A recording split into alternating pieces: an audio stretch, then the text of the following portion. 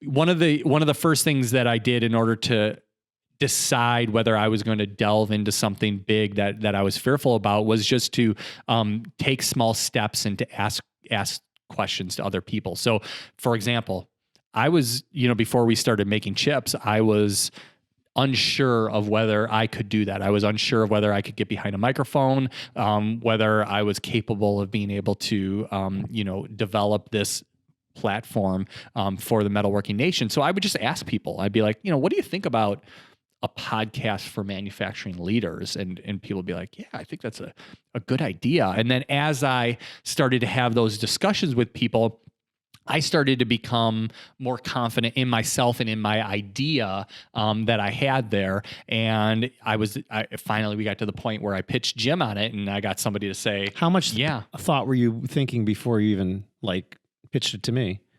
I was thinking about it for a while, really? before I pitched it to you. Absolutely. Because, I was not sure of whether I could actually get thought through. about it for that long a time before you even pitched it to me? Yeah, absolutely. Really? Yeah, absolutely. And he used to dream about you before he met you. I never knew that. And then I met you, and then I pitched it to you as one of those people, and you were like, yeah, let's do it. Well, it wasn't that quick. The dream became a nightmare. Good one, Nick. I think it became a nightmare when we met you. Yeah, there you go.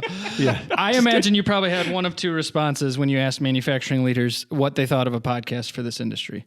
One, what is a podcast? I know, I'm sure. And two, yeah, that's probably a good idea. And 5, 6 years, 7 years ago, people did not know what a podcast was. Exactly. So, and then the second step that I took in getting through fear is just to get good outside counsel. So, what that would be is just have outsiders that you would ask about this. And I actually truly did have people. So talking again about making chips, where people that I respected in the business community who, talked about, what this would look like and what we needed to get out of it. And I got a lot of good outside counsel as far as that goes. And even when, Nick, when we took you and your family on as partners in making chips, I mean, Jim and I had a lot of conversations with other people, because that was also a thing where Jim and I were concerned about, do we want to have, what we had was good? Do we want to, kind of change that dynamic? And there was some fear in that. So Jim and I had to get some outside counsel.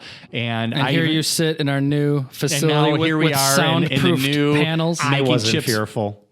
Oh, well, thanks, Jim. Yeah, I wasn't fearful at all. All I kept thinking is, I didn't really want to work that much harder. That's all I kept thinking. That's what I was fearful of. I think Jim loves me more than you, Jason. I don't think that's true. But, No. it really doesn't matter. Yeah. You guys can compete. Yes, against you. Yeah, we're not going to fight over you, Nick. Well, Sorry. Even making chips itself is about having good counsel. It is. There's other influencer brands in our industry, and they tend to be centered around one or two individuals, and we're always trying to be about the manufacturing leader out there, the entire community. So I'm glad you brought that up, Nick, because that actually brings me to one of my other points, which is actually to have good virtual counsel. And what I mean by that is, have books that you read, have podcasts that you listen to, have videos that you watch.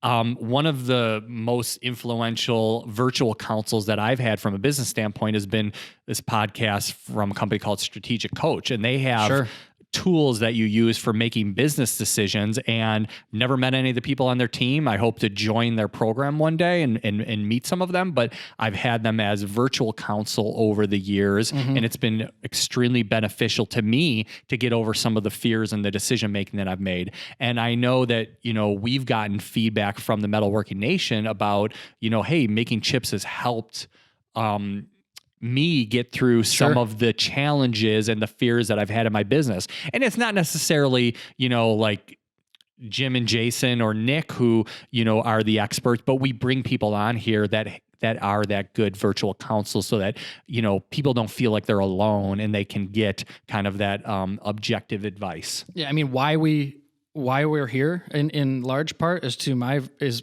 attributed to my virtual counsel. So there's this book called Killing Marketing that, I'm always like a fanboy about Robert Rose. He wrote this book about running marketing as a profit center instead of just a cost or an expense that serves, everything else in your business. And that's where I was like, I really think we should kind of kill our marketing department and form this joint venture.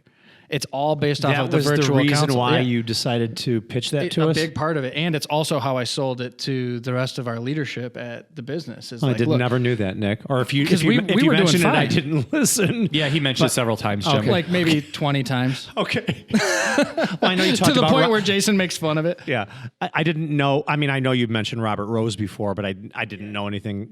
That was the objective. I mean, because we didn't really have a problem. We were fine. But I was like, I want to be able to sell marketing services to other companies, not Sure. just serve the family. selling machines and selling fixtures and stuff like that. Right. And so here we are. Good stuff.